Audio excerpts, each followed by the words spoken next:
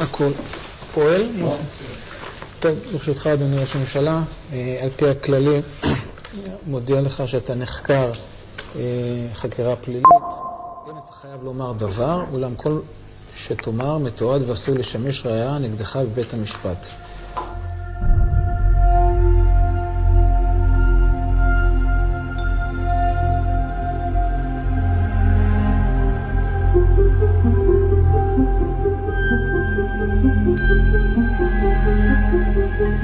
Nothing concentrates the mind like the prospect of being hanged.